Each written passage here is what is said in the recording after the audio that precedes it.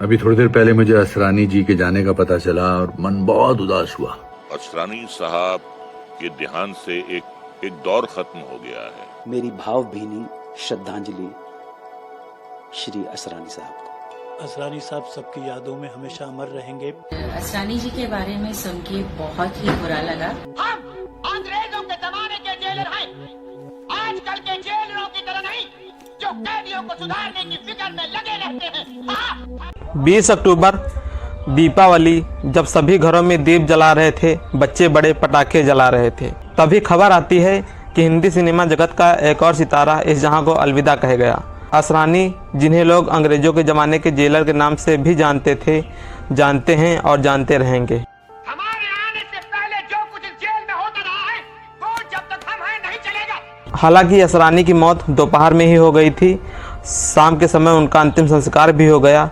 तब जाकर लोगों को बताया गया कि असरानी जी का निधन हो गया, जो कि असरानी जी के कहे अनुसार था। जैसा कि सभी को पता है कि उम्र के आखिरी पड़ाव यानी बुढ़ापे में मन एक बच्चे की भांति चिड़चिड़ा सा हो जाता है। असरानी साहब को भीड़ ज्यादा पसंद नहीं थी, न ही शोर शराबा। इसलिए मौत से कुछ घंटों पहले उन्होंने अपनी पत्नी से कहा कि उनके निधन की खबर किसी को न दें। वह किसी को रुलाना, दुख देना नहीं चाहते थे, क्योंकि उन्होंने जीवन भर लोगों को हंसाया और अंत में जाते समय वह लोगों को रुलाना नहीं चाहते थे। इसी कारण उनके अंतिम संस्कार में कुछ पारिवारिक लोग और करीबी लोग ही शामिल थे। अंतिम संस्कार के बाद उनके मरने की खबर को उजागर किया गया और मरने से चंद घंटे पहले उन्होंने अपने सोशल मीडिया अकाउंट से अपने चाहने वालों को दीपावली की शुभकामनाएं भी दी और कुछ लोगों से मुलाकात की बातें भी अधूरी रह गईं।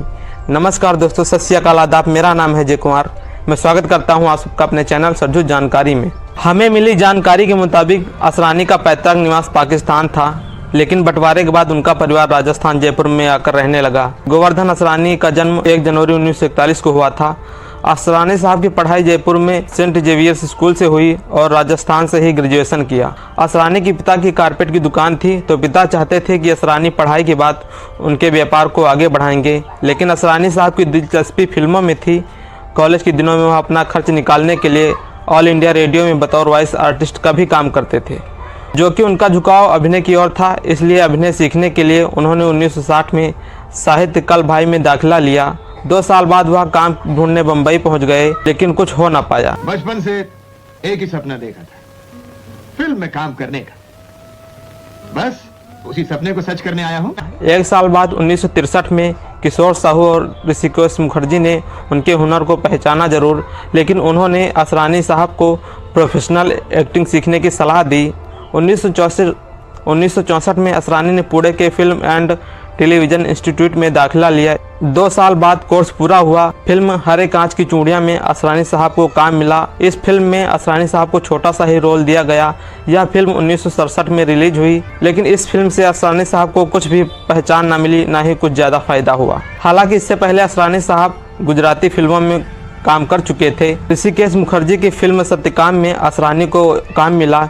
इस फिल्म से उन्हें थोड़ी बहुत पहचान भी मिली। इसके बाद 1971 में रिलीज हुई फिल्म गुड्डी में असरानी साहब को काफ़ी पहचान दिलाई। अब ज्यादा देर नहीं माँ, आँख झपकती मोटर गाड़ी बंगला सब सामने खड़ा कर दूंगा। तुझे नहीं मालूम माँ, तूने बेटा नहीं अलादीन का चिराग पैदा किया। 1971 में रिलीज हुई फिल्म आज की ताज़ा खबर में असरानी की मुलाकात हुई अभिनेत्री मंजू बंसल से, जिनसे उनकी दोस्ती हुई और बाद में उन्होंने उनसे शादी भी की। फिर आई 1975 में उनके जीवन की सबसे कामयाब फिल्म। इस फिल्म से उन्हें अंदाज़ा भी नहीं था कि वह एक डायलॉग से तरक्की की बुलंदियों को छू लेंगे। वह फिल्म थी शोले और डायलॉग था कि हम अंग्रेजों के ज़माने के जेलर हैं। तुम लोग कभी नहीं सुधर सकते हो। अरे जब हम नहीं सुधर सके तो तुम क्या सुधरोगे? असरानी साहब ने कई फिल्मों में हीरो की बराबरी वाले किरदार भी निभाए, जैसे फिल्म अभिमान में चंदर का रोल निभाया और चुपके चुपके में प्रशांत किशोर श्रीवास्तव का रोल निभाया। मैं जानता हूँ कौन सी बात खाए जा रही है तुझे। किताबों में पढ़ लिया ना, मर्द का दर्जा औरत से बड़ा होता। बस अभी की तरक्की बर्दाश्त नहीं होता। चंद्रू, कहा जाता है कि असरानी और राजेश खन्ना साहब की दोस्ती फिल्म बावर्ची से इतनी पक्की हो गई कि दोनों ने एक साथ 25 फिल्मों में काम किया। वो ऐसे कि राजेश को असरानी की एक्टिंग इतनी पसंद आई, इसी कारण राजेश खन्ना ने प्रोड्यूसर से कहकर अपनी हर फिल्म में असरानी साहब को कॉमेडियन के तौर पर कास्ट करने लगे। बोला था ना भांग के ऊपर दारू मत पी। असरानी साहब ने भारतीय सिनेमा को स्टारडम से इंसानियत की दिशा में मोड़ा। असरानी साहब ने न केवल शत्रुघ्न सिन्हा, सुभाष घई, जय ओम प्रकाश जैसे अभिनेताओं के साथ काम किया, बल्कि इनके साथ एक्टिंग स्कूल में पढ़ाई भी की। असरानी साहब अपने साथ काम करने वाले लोगों से कहते थे, हम सब एक ही कहानी के अलग अलग पात्र हैं, किसी की आंखों में आंसू हैं तो किसी की हंसी में दर्द है। क्योंकि 70 का दशक आर्थिक सामाजिक अस्थिरता का भी दौर था। देश में आपातकाल, बेरोजगारी, असमानता जैसे मुद्दे भी समाज में मौजूद थे। लोग सिनेमा की ओर अधिक आकर्षित हो रहे थे। जहां उस दौर में धर्मेंद्र, अमिताभ, राजेश, विनोद खन्ना जैसे अभिनेता एक एंग्री यंगमैन के रूप में जनता की गुस्से की आवाज बने। हमको मिटा सके ये जमाने में दम नहीं, हमसे जमाना खुद है, जमाने से हम नहीं। तो वहीं असरानी, कादर खान, जॉनी वाकर जैसे अभिनेता जनता की खोई हुई मुस्कान बने। मैं और जयचंद बचपन में एक ही साथ पढ़ा करते थे, जभी से इतना शैतान है कि मत पूछिए। इनका नाम जयचंद नहीं, आनंद है। तो मेरा नाम भी मुरारी लाल नहीं, ईसा भाई है। असरानी साहब ऐसे दौर में से अभिनय कर रहे थे जब हर कलाकार के अंदर एक लेखक दार्शनिक रहता था। असरानी साहब ने भी कुछ फिल्मों का निर्देशन भी किया। 1982 में उन्होंने एक गुजराती प्रोडक्शन हाउस बनाया। असरानी साहब ने अपने हर एक किरदार में महसूस किया जैसे वह उनके जीवन का कोई हिस्सा हो। 1990 के बाद वक्त बदला और कॉमेडी का स्थान तमाशा और चुटकुलों ने ले लिया। असरानी साहब का हाथ से कुछ कम पड़ने लगा, लेकिन उन्होंने वक्त के साथ समझौता किया, उसी के अनुरूप काम किया। उन्होंने साबित किया कि सच्चा कलाकार कभी बूढ़ा नहीं होता। एक काम करो, तुम लोग ठंडे पानी से रात को नहा लो, तताना मताना से लहरी बाबू। असरानी साहब सीन से अधिक सच्चाई में अभिनय करते थे, जो कहते थे कुछ नहीं होगा, सब ठीक होगा। सन 2000 के दशक में असरानी ने कई कॉमेडी फिल्मों में काम किया। चुप चुपके, हेरा फेरी, दीवाने हुए पागल, गरम मसाला, भागम भाग, माला माल वीकली भी इसमें शामिल हैं।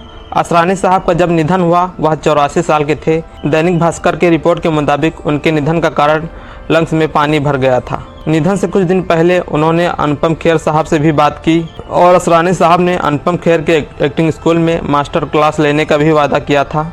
लेकिन ये वादे अब अधूरे ही रह जाएंगे, क्योंकि जब इसे निभाने वाला ही ना रहा तो उन वादों को कौन पूरा करेगा। इस बात का जिक्र खुद अनुपम खेर साहब ने अपने एक वीडियो के माध्यम से किया। अभी थोड़ी देर पहले मुझे असरानी जी के जाने का पता चला और मन बहुत उदास हुआ, क्योंकि लास्ट वीक मेरी उनसे बातचीत हुई थी। वो मेरे एक्टिंग स्कूल में आके क्लास लेना चाहते थे, मास्टर क्लास लेना चाहते थे। असरानी साहब अपने अजीज दोस्त कादर खान के निधन के बाद काफ़ी मायूस हो गए थे। वह अपने अकाउंट पर कादर खान के साथ काफ़ी फ़ोटो वीडियो साझा किया करते थे। असरानी साहब ने 12 अक्टूबर को भी एक वीडियो शेयर किया कादर खान का, जिसमें कादर खान शायरी कहते हुए नजर आ रहे थे। जीना ऐसी जिंदगी में जो कॉमेडी का जो हिस्सा है उसमें 99% इनका कॉन्ट्रीब्यूशन है। असरानी साहब 2 हॉरर फिल्मों में अक्षय कुमार के साथ काम कर रहे थे, जो 2026 में रिलीज होंगी। दर्शकों को इस फिल्म का बेसब्री से इंतजार रहेगा। अक्षय ने अपने एक्स हैंडल पर लिखा कि वह असरानी जी के निधन पर काफ़ी दुखी हैं। एक हफ्ते पहले वह फिल्म की शूटिंग के दौरान उनसे मुलाकात हुई थी। असरानी जी का जाना फिल्म इंडस्ट्री के लिए बहुत बड़ी क्षति है। कॉमेडियन राजपाल यादव ने असरानी के साथ की गई अपनी कुछ फिल्मों में याद करते हुए उन दृश्यों को भी साझा किया। अरे छोटे पंडित, यहाँ उकड़ू बैठ के तपस्या हो रही है क्या छोटे पंडित? अरे बेटी पुष्पा, कहाँ जा रही हो अपने गधे पर बैठकर? शोले फिल्म के निर्देशक रमेश सिप्पी ने कहा कि शोले में तानाशाह जेलर की भूमिका एक ऐसा किरदार था जिसके लिए असरानी साहब पैदा हुए और उस किरदार को अपने अभिनय से अमर बना दिया। ये बात सच है कि असरानी जैसे कलाकार शायद ही अब जन्म लेंगे। दुनिया में ना रहते हुए भी असरानी अपने किरदारों में हमेशा जीवित रहेंगे, दर्शकों को सदियों तक हंसाते रहेंगे। तो आज के लिए इतना ही। आप लोग भी अपनी राय असरानी साहब के बारे में क्या सोचते हैं आप कमेंट बॉक्स में दीजिए। तो अगर वीडियो अच्छा लगा हो तो वीडियो को लाइक, कमेंट, शेयर कीजिए और चैनल को सब्सक्राइब। मिलते हैं ऐसे ही किसी वीडियो में, तब तक के लिए धन्यवाद। जय हिंद, जय भारत।